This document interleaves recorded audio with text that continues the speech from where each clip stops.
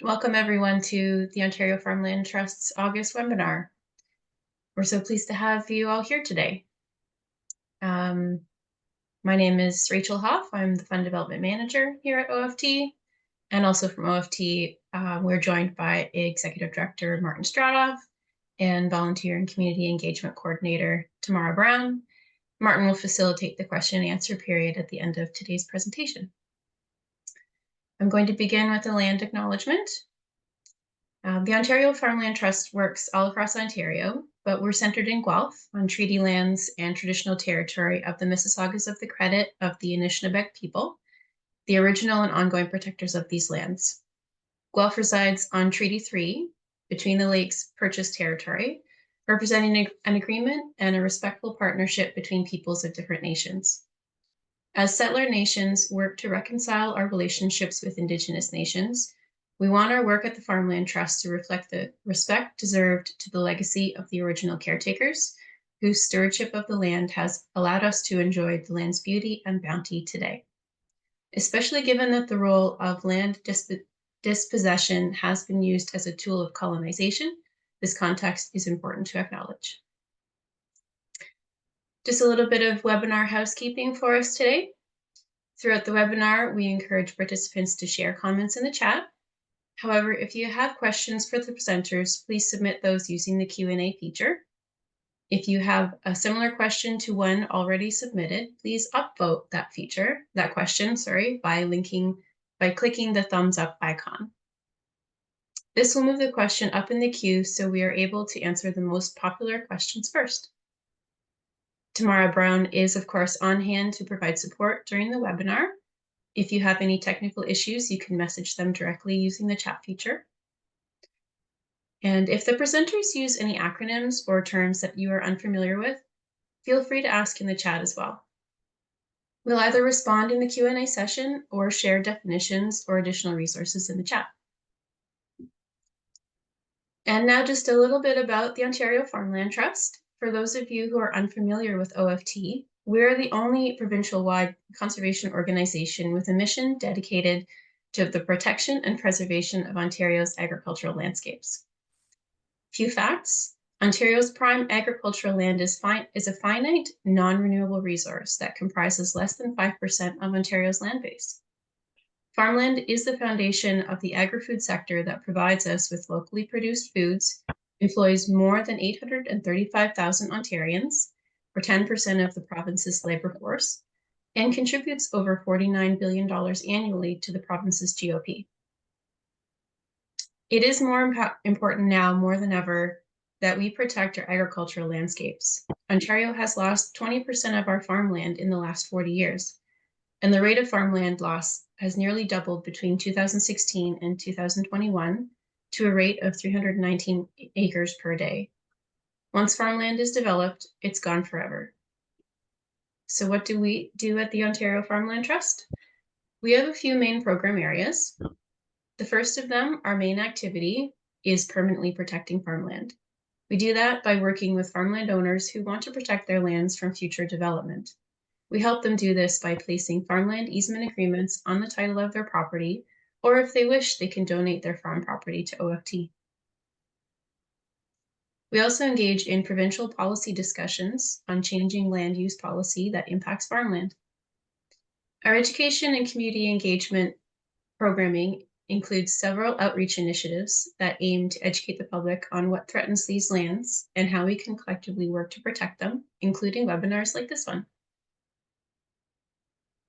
To date, we have permanently protected 26 properties, amounting to over 2,700 acres of farmland, forest, and wetlands across the province. And you can see a map on the screen here.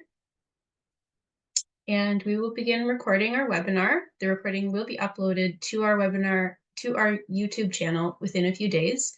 And tomorrow we'll provide a link for you to subscribe to our YouTube channel here.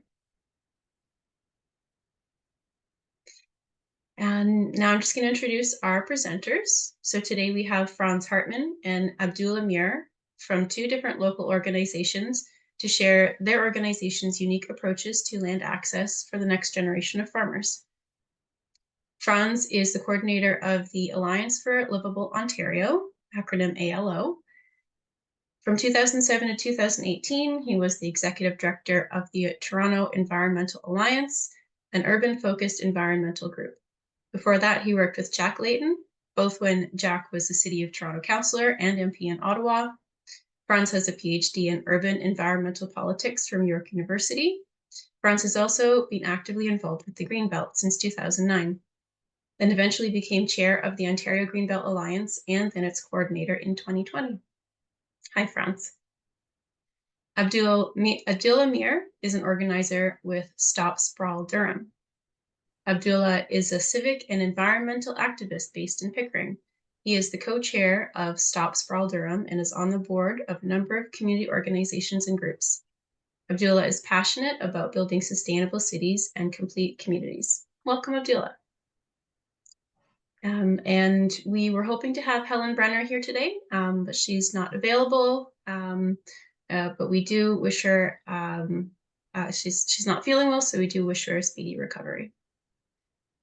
So thank you, Franz and Abdullah, for joining us. And Franz, I believe we're going to get started with you. Thank you very much. Thanks to the OFT team for putting this together, and welcome everyone from, I hope, all parts of the province. I'm just going to share screen and hope that we are successful doing that. Here we go, and we go there. Everyone can see that? Great. Okay. So my name is Franz Hartmann. I'm the coordinator of the Alliance for Liveable Ontario, and I want to talk to you today about a program or a campaign we launched back in the last half of June called Taking Action Together: 5 ways to make homes affordable in Ontario. First, a bit about the Alliance for Liveable Ontario. We're an alliance of people and groups representing literally hundreds of thousands of Ontarians from many different sectors. We want to build a livable Ontario and essentially stop those provincial government policies that falsely claim they will solve the housing crisis facing us, but in reality actually harming our communities, undermining our democratic rights, and undermining laws and policies that protect farmland and natural areas. We're made up, as I said, of large number of individuals, over 1,000 individual members, well over 220 groups representing hundreds of thousands of Ontarians. And we have representatives from a whole bunch of stakeholder sectors, including agriculture, urban planning, environment, housing affordability, tenants, neighborhood associations, labor groups, healthcare, academia, businesses, and many more. As I like saying to people who join the Alliance, when we enter the Alliance tent, we leave our differences outside and we work together on very specific issues, which are all related to housing, farmland, and natural area protection. So I just want to start by talking a bit about, and I don't think I need to tell any of you what problems you're facing, but I do have the privilege of speaking to a lot of farmers, not a huge number, but enough to kind of get a flavor of what's going on. And what I've heard repeatedly over the last number of years is the following. Farmers are upset because farmland is being used for sprawl housing. We know, and Rachel mentioned it at the outset, how precious farmland is. As an environmentalist, I'm also aware of how that it's becoming increasingly more precious as the climate crisis worsens, as severe weather events have an impact across the planet. Places that we've come to rely on for food, for example, Southern California, may not and will likely not be sources of food in the future, because droughts will reduce their capacity to export foods. And that means the farmland here in Southern Ontario is going to become increasingly important. And seeing that farmland being used for sprawl housing, it's just shaking of the head. It's the exact wrong thing to be doing. We should be protecting every piece of farmland that we have. In fact, we should be reclaiming lands that perhaps at one point were farmland, but be used for something else, because we will need it. Another problem facing farmers that I hear about all the time from conversations I have is that rural communities don't offer the sort of housing choices that people need. A lot of farmers are getting older, and they don't want to move into a big city, or they don't want to move into a town. They would love to move into a place close to where they've grown up and where they've farmed, but the housing options they need aren't available. And of course, another problem facing farmers is that finding affordable and appropriate housing where they want to live is increasingly difficult. Interestingly, when I talk to people from across Ontario, I get very similar problems find out that very similar problems facing them. Farmland is being used for sprawl housing, again, causing a whole bunch of problems now and down the road. The towns and cities where most of the Alliance members live, they don't offer the sort of choices, the housing choices that people need and want. As I'm sure many of you have heard the phrase, there's tall sprawl or sprawl. There's housing like this, which is far away from where people live and work, which is expensive, or they have choices of living in shoebox size condos or units in condo towers that are 40 or 50 stories tall. The sort of missing middle housing choices, et cetera, that people want isn't there. And of course, much like with farmers, finding affordable and appropriately sized housing is just increasingly difficult. Prices are through the roof, and people can't find the sort of housing they need. If you're a younger family and you want to have kids, finding a 2 or 3, 4 bedroom place to live in outside of a suburban sprawl is next to impossible. So one thing I've concluded from my many conversations, that if we want to protect farmland, natural areas, and the greenbelt from costly and destructive suburban sprawl, we need to make sure the public is demanding the right actions from governments, because governments set the planning framework, they set the fiscal framework. They're the ones that have taxes. They've got carrots and sticks, financial carrots and sticks, to promote particular types of development and stop others. And they could use those. And if we want the next generation of rural and urban Ontarians to have housing that is affordable and part of livable communities, we need to make sure the public is demanding the right actions from government. And I'm happy to report that we have found 5 actions that will do both.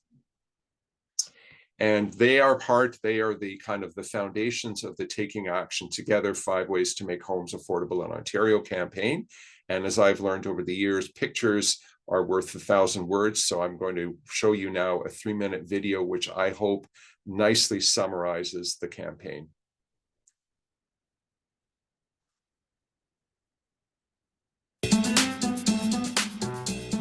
You probably know someone who can't find a home they can afford.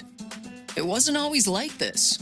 And while we can argue and debate about what happened and didn't happen, talking won't make affordable homes happen. So a bunch of us got together and found 5 ways that will. Number 1, gutting farmland and nature to build McMansions in places where you need 2 cars and have to install expensive infrastructure is not the answer. We need to build in the right places, affordable, livable neighborhoods where people already live and want to live. And we already have enough ready-to-build room inside our towns and cities to do it. Number 2, while everyone needs something different and affordable, too many of these are being built. We need to build a wide variety of housing types: low-rise, mid-rise, not-for-profit, multi-unit, multi-family, multi-bedroom. A multiplex of more affordable, appropriate options for every stage of life. Number 3, the way most homes are built and the laws around building them are not built for affordability or speed. We need to build smarter and faster, like more wood frame and prefab panel homes, and updating old rules, like high-rises needing parking for everyone. We can cut costs and time with faster and smarter rules, approvals, and building methods. Number 4, for decades, our governments built and operated affordable, non-market housing. Then, affordable housing stopped going up, but rents didn't. We need to invest heavily in non-market affordable housing. And we is our governments. Builders will build it, co-ops and other groups will run it, but our governments must invest in it because almost no one else is. Number 5. We can't be hurrying like mad to approve and demolish and build without stopping to think about neighborhoods. We need to make housing not just affordable, but part of livable communities. Affordable means building in the right places, building smarter and faster, and building more choices and more non-market homes. While livable means building neighborhoods, close, convenient communities that bring everything we need together, including each other. These are our 5 ways to affordability. But there's actually one more. We need everyone, governments, the private sector, and nonprofit housing providers to work together to fix this. And we need you to tell your MPP that they've got 5 things to do to help everyone have an affordable, livable home now. Learn all that you can do at 5wayshome.ca.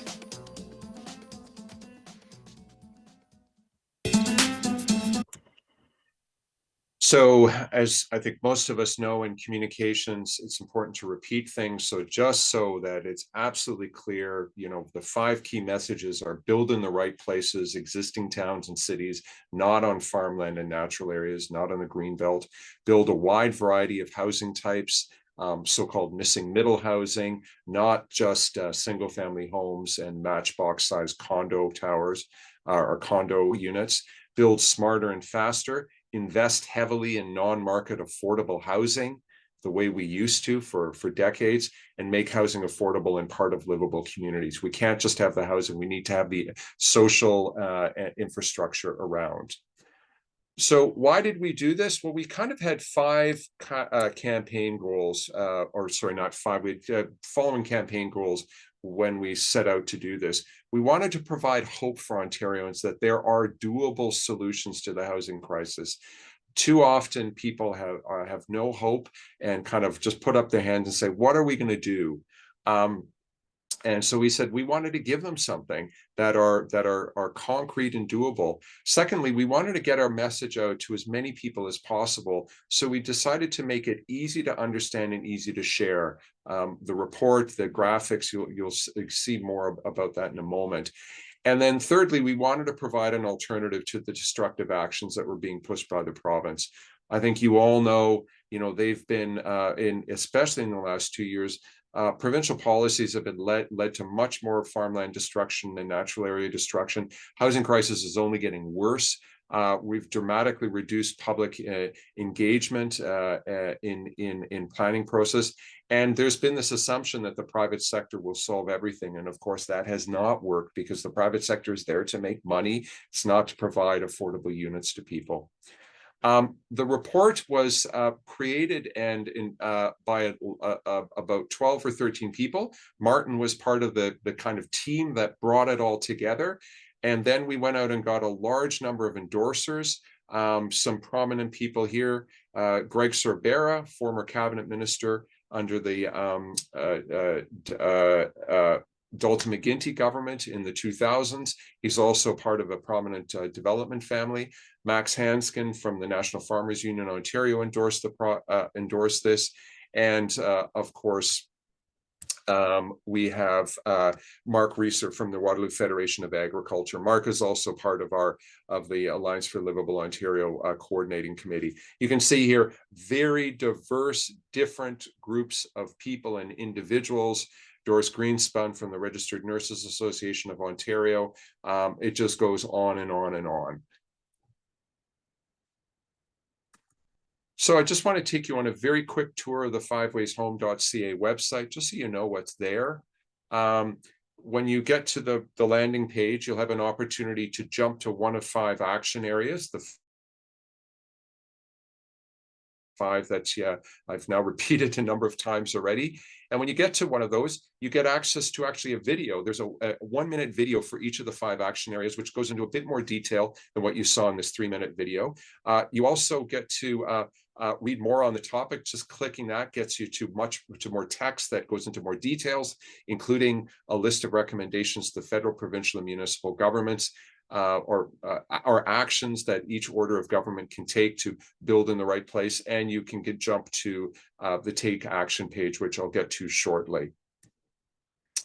And then we also have, sorry, I just want to make sure, we also have a whole bunch of shareable links. As I said, one of the goals was to make sure we could communicate with people easily and effectively. So there are shareable links here to the full report. We have a full report, Taking Action Together, 5 Ways to Make Homes More Affordable in Ontario. That has beautiful pictures, simple text that explains each action area. There's a letter to Ontarians at the outset, but we have a shareable link to that. And we also have shareable links to Facebook and Instagram posts for each of the 5 specific videos. And then, of course, we have a Take Actions site where we say, our page where we ask people to do the following: speak to your friends and family and neighbors about the 5 action areas, send them any of the links to social media posts or by email. Contact your councillor, mayor, MPP, MP. Tell them that you want them to adopt these 5 actions, and then share our content with as many people as possible. Because the more people that know about this, the more people will hopefully put pressure on their elected officials, in particular their MPPs, to take these actions.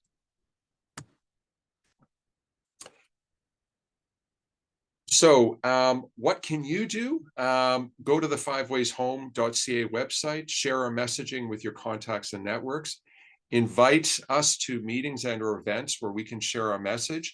I'm willing to participate in meetings of, as few as 5 or 6 people or up to 1,000. That doesn't really matter.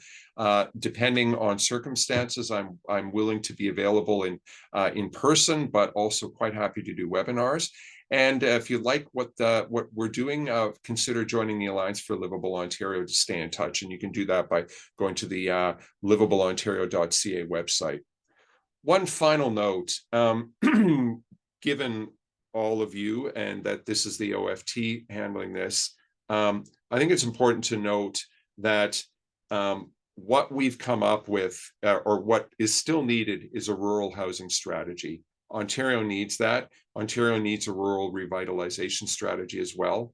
I'm hoping that the 5 Ways Home campaign offers a high-level guide for what these strategies could look like. So I'm hoping that this will help inform a discussion that leads to the development of these important rural housing and revitalization strategies. So with that, thank you very much, and I will turn it back to Rachel.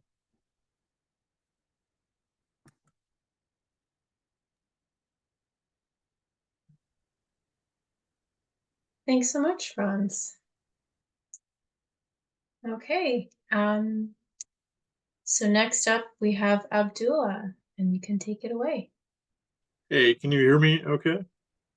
We can hear you. Perfect. Okay, let me just share my screen.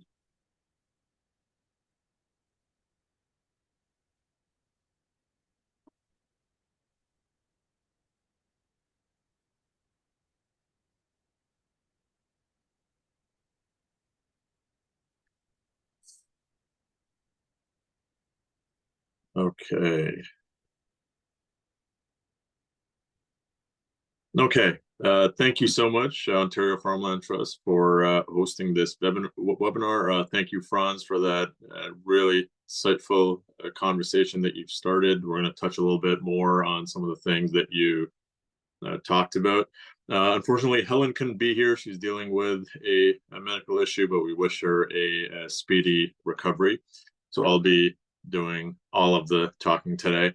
Stop Sprawl Durham is a Durham-based organization. We largely focus across Durham region, but these days our focus, for reasons that will become apparent, has been largely on and in and around Pickering. We are a city planning and environmental advocacy organization dedicated to a lot of the things that Franz mentioned previously with respect to missing middle and gentle density in our communities. So the question today that was posed to us regarding this webinar is, can we solve the housing crisis without sacrificing farmland, the environment, and democratic engagement? And our answer to that question is emphatically, yes, we can. Durham region needs more homes, jobs, but we don't need to pave over our farmland and natural heritage to make that happen. And we don't need to bankrupt our community's futures by building more and more costly infrastructure stretching across rural areas. What we need is gentle density and missing middle housing. The two extremes of housing largely which exist in our society today, large districts with only single family homes and other districts that are forests of high-rise towers. Here in Pickering alone, there's up to 70 towers that have been approved. They don't provide the flexibility or the quality of life that our communities deserve. Instead, we need flexible zoning, and we need to allow a whole range of housing types between the two extremes of large detached homes and high-rise towers. What I'm talking about here are things like duplexes or small apartment buildings or low rises, accessory dwelling units, also known as in-law suites, within most residential neighborhoods. And I'll have some examples to share with you shortly of where this has worked. With gentle density, with supporting the missing middle housing, we can provide affordable housing options for diverse groups of people, young adults, families, seniors, while preserving neighborhood character. The demographics of our society and a lot of our cities are changing. There are a number of elderly individuals that are looking to downsize, and there are a number of individuals in their 20s and 30s, millennials, Gen Z, Gen Alpha, that are looking to get their first home, and it's become increasingly unaffordable as time has gone on. And building missing middle housing is a good alternative to what we're doing currently, which is unaffordable large homes or just forests of high-rise condos. And here's a few examples now of where this has worked. Infill is a very popular example. It's when you fill in existing places or add to existing buildings which are not being used or are underutilized due to demographic or environmental changes. So on the left and on the right here, so these are both from Toronto in Midtown and East York in Toronto. We have two former buildings that were both churches. So the church facade was kept, but on the left, if you look on the right, on the left side of the left picture, there's a simple facade on the front, but it's hiding the fact that there are multiple units in this building now that can accommodate multiple families. On the right is also a former church building. It's called Sunday School Lofts, incidentally, and you can Google that. And it's supposed to be a development with 32 housing units with minimal addition to the property and minimal height added to the property. Additionally, we have things like duplexes, two-door duplexes, where it looks like a house and takes the footprint of a detached house, but instead of one family, it can accommodate two families, which is very helpful for the housing crisis. Additionally, we have elegant triplexes, and these are all existing properties within the city of Toronto. And then we have fourplexes and low rises and beyond. The reason I keep stressing that these are all existing properties that are working within the city of Toronto is we don't need to reinvent the wheel here. This has already been done in Toronto, which is close to most of us, and in other places around the world, even better than here. But the fact that it's already been done means that we can take this model and transplant it into newer communities and into our existing communities, other cities and suburban areas like Pickering and Ajax, and on the other side, Oakville, Milton, and other smaller cities. In Durham region, just to give a bit of a background of what's been going on, our official plan was approved last year. Unfortunately, due to the official plan, the Durham Region Council approved 2,000 unnecessary acres of sorry, the recommendation was for 2,000 acres of land to be opened up for development. Unfortunately, 9,000 acres were opened up for development, especially in Northeast Pickering. That's kind of what we're monitoring right now. It's a big issue, largely because Northeast Pickering is on the headwaters of Crothers Creek, and it's prime farmland. It's really a textbook example of sprawl. It's very far from the urban center, and it's beyond the current urban boundaries, and it's going to be very, very costly to service those lands. It's going to take many, many years. This is the kind of thing that we really fight against, because ultimately it won't really help solve the housing crisis while destroying farmland, destroying environmental lands. And ultimately, we'll all be worse off as a society if we allow this type of sprawl to happen. The local impact of sprawl, of course, is the loss of prime farmland, increased property taxes. There's been a local revolt almost in Pickering here that I can attest to, people really coming to a realization of the impact of sprawl on their property taxes. And this is really, unfortunately, just the beginning. Increased water and sewer rates. And here's the big one now, the increased chances of flooding. A couple of weeks ago, there were some heavy rainfalls, and a lot of people's homes, especially in the West End and Etobicoke and in Mississauga, were flooded. There were pictures all over Twitter and social media and videos of flooding on the DVP. And I think this risk has become really apparent to people now that it's coming to their front yards. And building on watersheds and building on prime environmental land is a terrible idea, and will increase chances of flooding in the future, because this land serves to suck up the water in the ground and serves as a sink for water to prevent flooding. And Crothers Creek watershed here is mentioned specifically because that's essentially what Northeast Pickering is. Northeast Pickering is on those lands are on the headwaters of Crothers Creek, and building there will not only destroy prime farmland, but will also significantly increase the chances of downstream flooding into next door Ajax. So the Ontario landscape, the way it stands right now, there are three main issues. There's Bill 23, Bill 185, and the new provincial planning statement. The former Places to Grow Act was folded into the provincial planning statement. So Bill 23, it was passed on the auspices of building more homes faster, but that's not really what it has led to. Essentially, it reduces environmental protections and has significantly altered the powers of conservation authorities like the TRCA, the Toronto Region Conservation Authority, and limited their power to oversee and protect wetlands, forests, and other natural areas.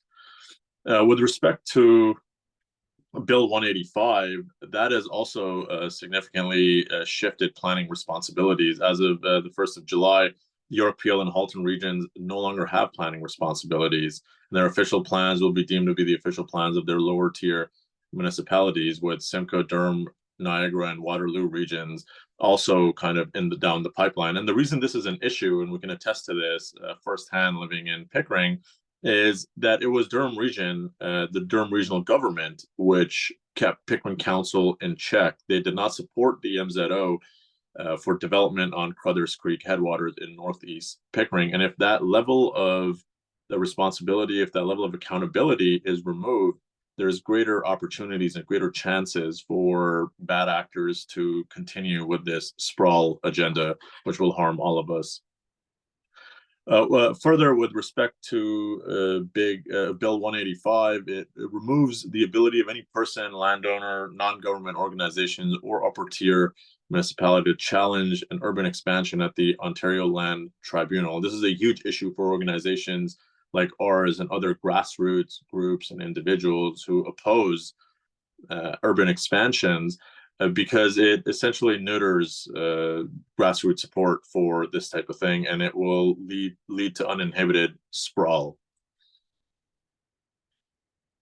Finally, the provincial planning statement, which the Places to Grow Act was consolidated into, it leads to, essentially it has given municipalities the ability to apply for the expansion of settlement area boundaries. And what that means is that's literally directly sprawl. Municipalities can now, without rhyme or reason, or without any sort of backing of best practices for planning, apply for settlement area boundary expansions at any time, which was previously something that could only be done through a municipal comprehensive review, which had a lot of oversight and a lot of democratic engagement, and that's no longer the case. And this proposal also allows developers to appeal to the Ontario Land Tribunal if a municipality rejects an application to expand urban areas, or if they don't address it within 120 days. And having conversations with councillors here in Pickering, 120 days, while it may seem long, is really not a lot of time to go through a lot of the development proposals that are being put forward. So it really puts municipalities, even if they want to do the right thing, in a tough spot. And it's really this provincial planning statement and Bill 185, the sense is that they're very developer focused, and the sense is they're very focused on helping developers by taking away oversight, by removing some of the safeguards that are in place for specific reasons to prevent sprawl, and ultimately it will not benefit the rest of society. What has been the impact of this so far, and what will be the impact? Unfettered municipal expansion and sprawl everywhere but the Greenbelt. It's going to lead to unaffordable single-family dwellings built in far-flung locations, requiring more infrastructure, roads, more traffic, leading to higher costs of living, higher property taxes. I mentioned sewer and water rates going up earlier as well.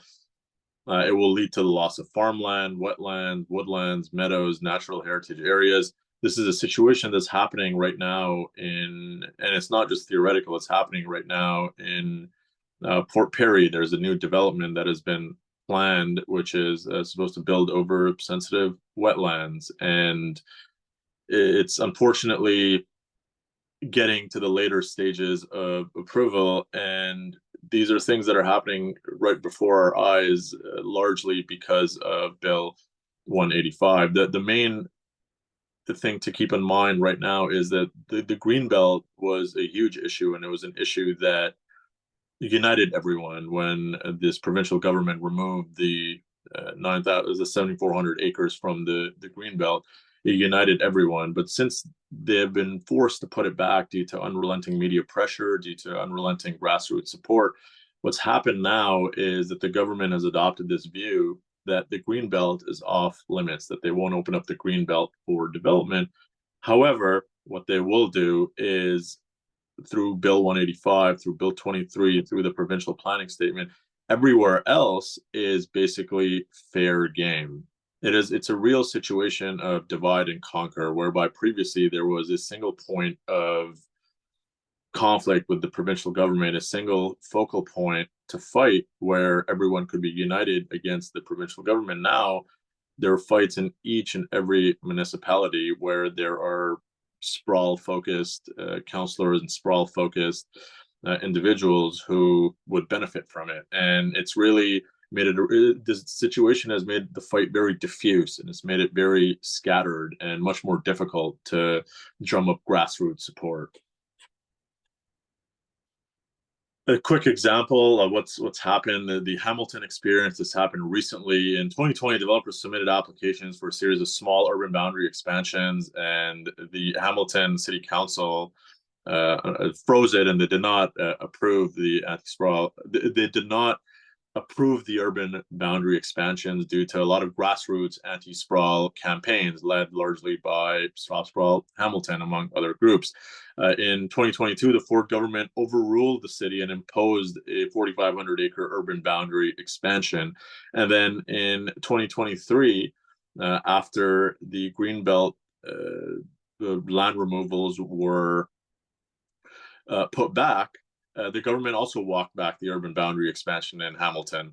And since 2024, with the passage of Bill 185, the developers are now using provisions under Bill 185 to take the 2020 urban boundary expansion applications to the Ontario Land Tribunal for a decision. So what's really happened here is the developers, they applied for a boundary expansion, which was refused and then overruled by the provincial government, and then overruled by grassroots support from the community. And now with Bill 185 developers have been given yet another opportunity now to basically take a backdoor to get this approved at the Ontario Land Tribunal. So it's really a case of taking a few steps forward, but ultimately taking more steps backwards.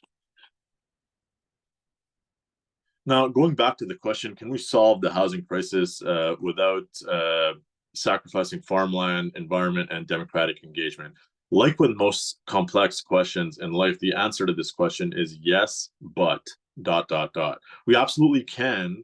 However, there are clearly challenges to doing so. There are challenges, some of which are structural in nature, some of which are challenges of our own making through the government that we have collectively as a society elected into power, to the people we have elected into power. There are a number of challenges, but that doesn't mean they can't be overcome.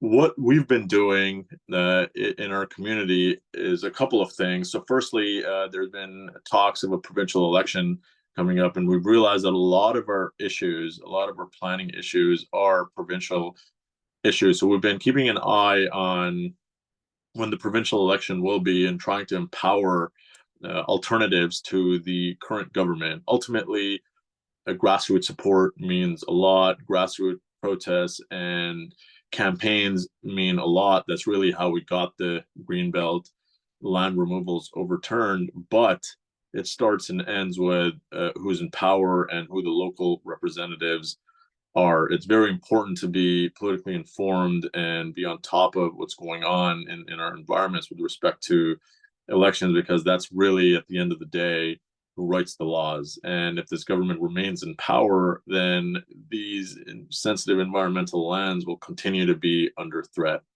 Secondly, Durham Region official plan for the last year and a bit has been a huge part of our work. It's yet to be approved. However, Pickering's mayor used strong mayor powers to seek the removal of an MZO on Northeast Pickering lands, and these are the lands that I mentioned earlier on the headwaters of Brothers Creek, which are textbook sprawl. There was an MZO on these lands placed in the 70s or 80s to prevent development there, as they're adjacent to airport lands where an airport was supposed to be built in the 70s. And now Mayor Pickering has used strong mayor powers, contrary to democratic principles, to seek the removal of that MZO so development can happen there. We've been monitoring that. We've been keeping an eye on that. There's nothing really to report on that right now, but we are on top of it. And then finally, community education. That's really the biggest piece here, and that's the biggest takeaway from all of this that I'd like everyone to have. Ultimately, it starts and ends with you and me, grassroots, and having these conversations and educating people in our networks, our communities, family members, friends, loved ones, neighbors, having these conversations and making the links between urban sprawl and higher property, water, sewer taxes and rates. At the end of the day, what I've learned through my advocacy and through talking to people, the environment matters a lot to a lot of people. Farmland matters a lot to a lot of people.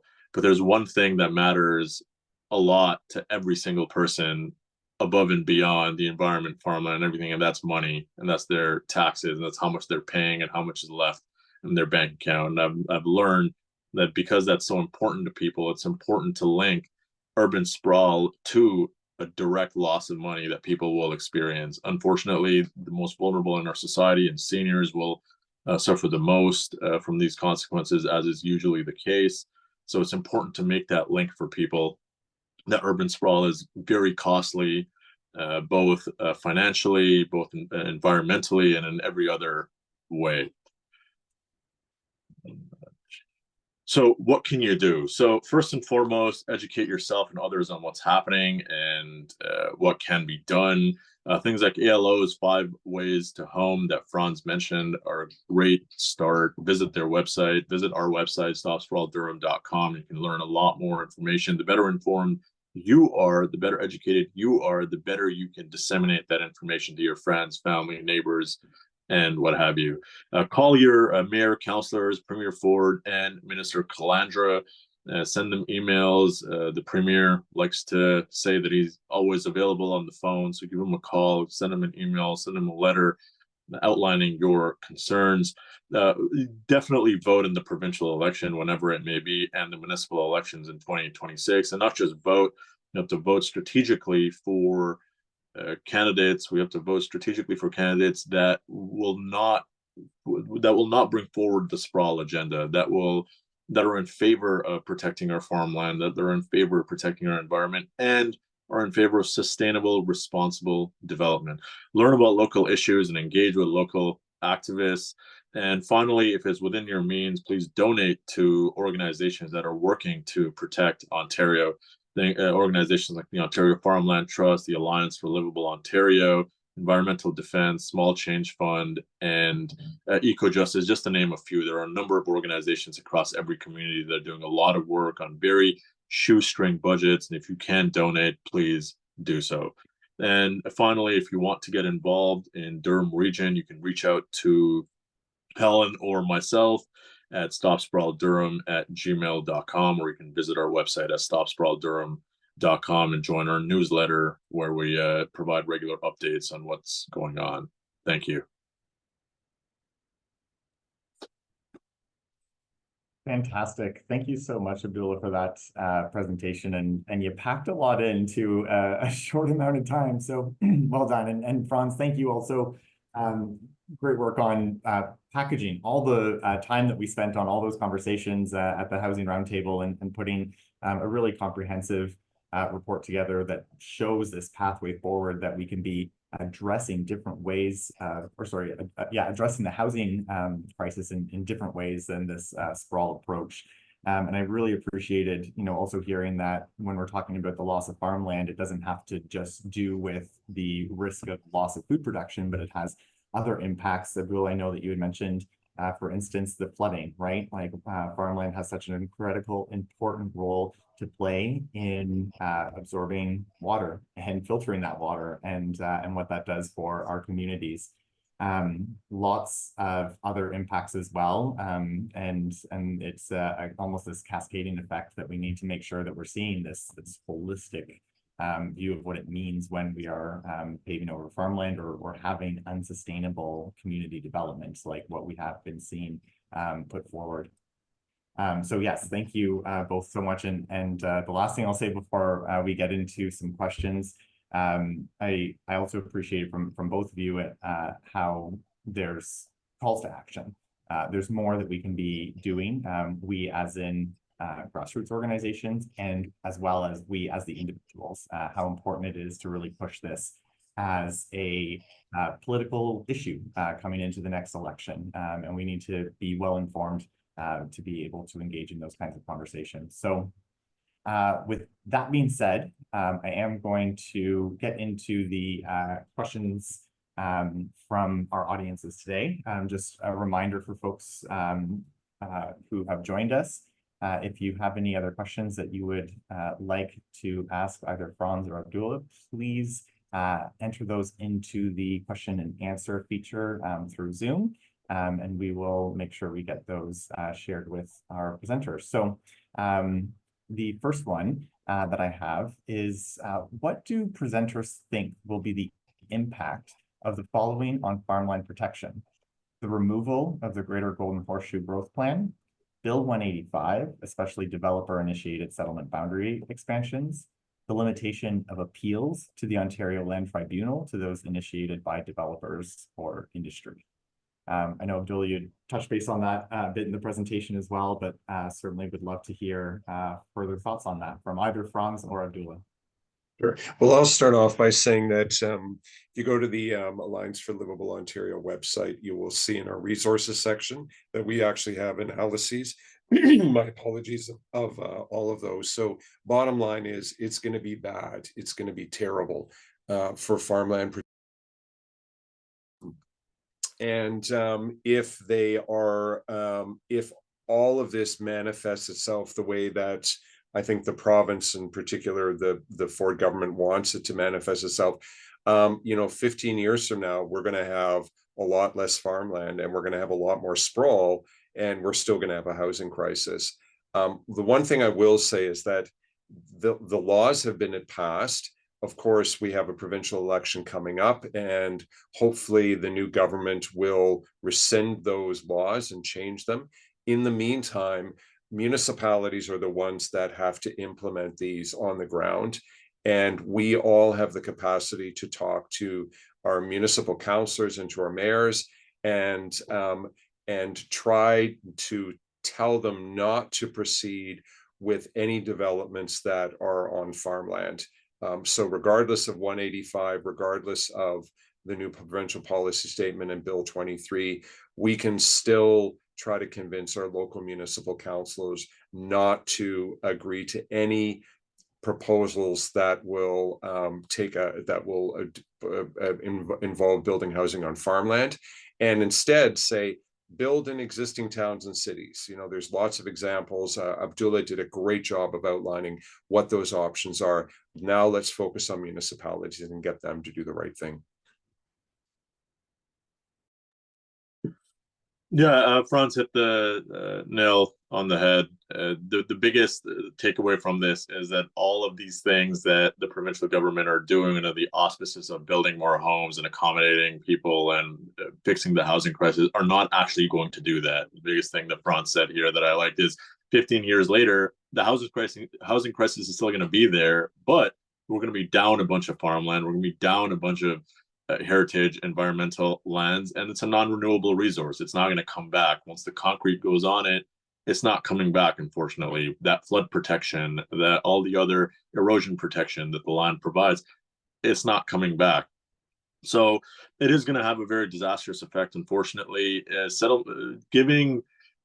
is really a case of you're giving, and not to like demonize all developers here, obviously, I don't want to paint with a broad brush, but essentially you're letting that industry regulate itself. And that's never, ever a good idea.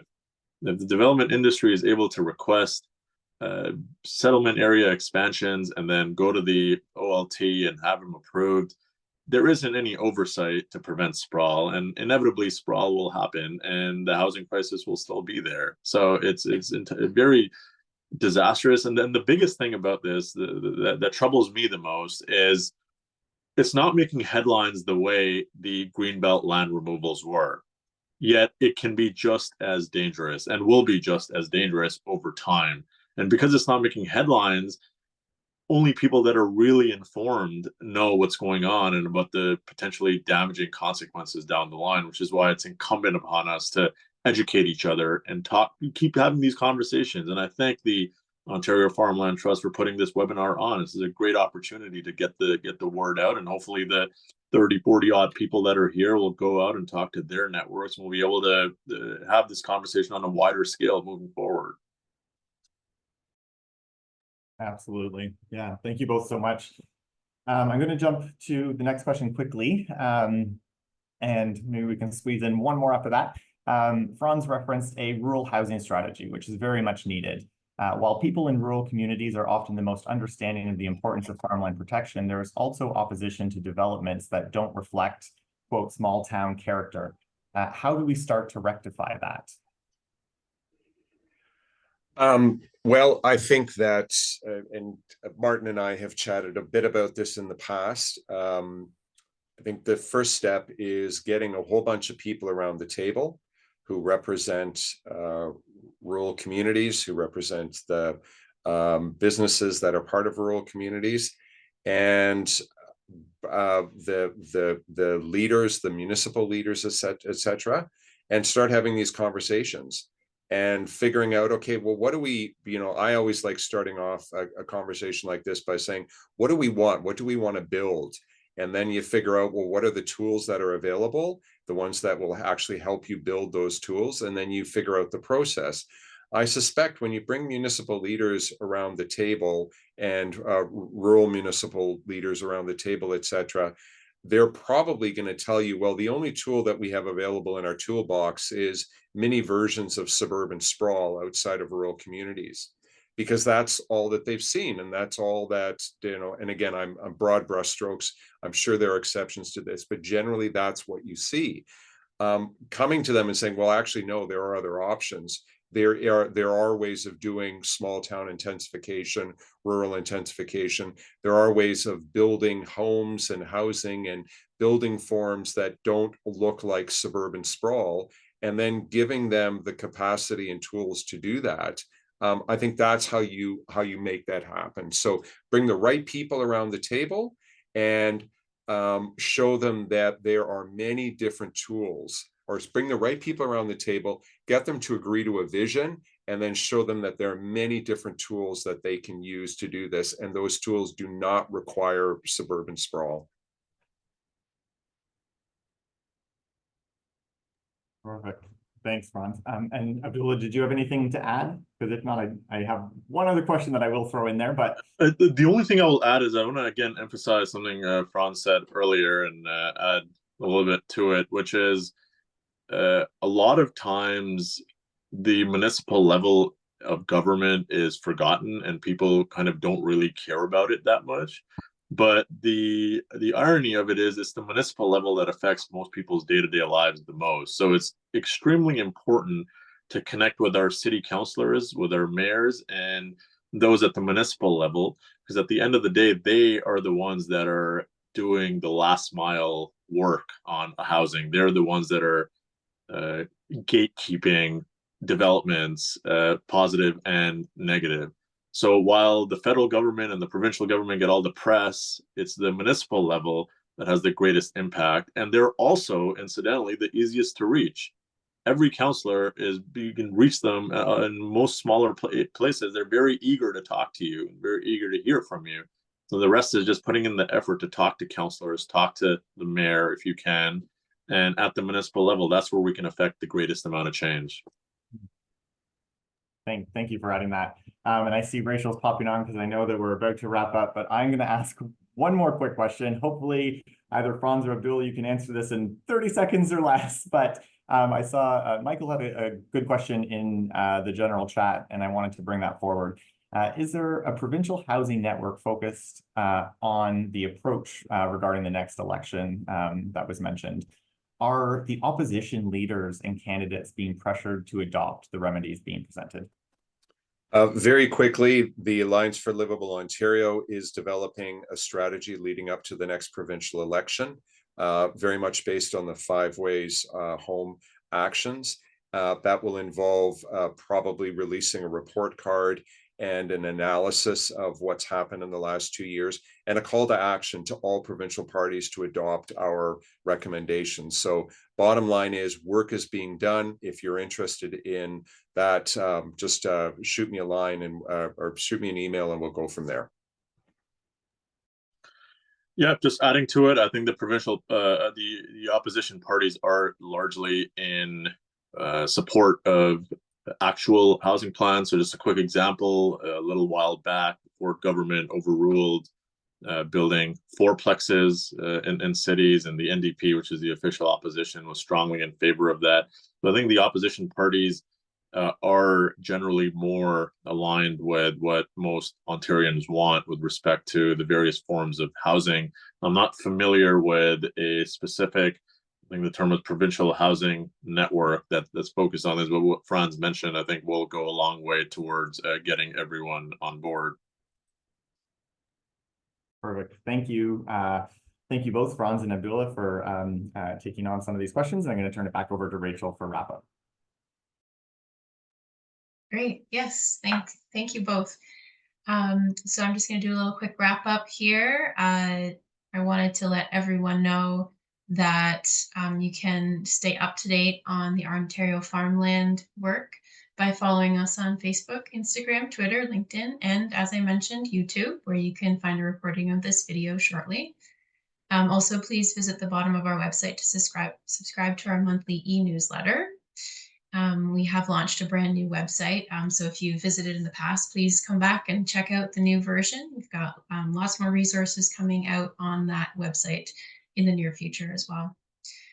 Then as my role as Fund Development Manager, I'm just going to say you can also become a friend of Farmland by making a donation or registering as a member of OFT. And of course, you can sign up to volunteer. We have a lot of different ways that individuals can volunteer to help us to make more of a difference. So check out our website for that. And lastly, we hope that everyone found today's webinar informative and engaging, and we ask that you please consider to make a donation to OFT in return for participating in the webinar. As a registered charity, we rely on the support of our community to keep doing our work to protect the future of farmland. There's some links in the chat to check out for more details. And of course, we have more webinars coming up in the fall and winter. I hate saying those words at this time of year, but the next season is coming soon, and we'll be running more activities for individuals to get engaged.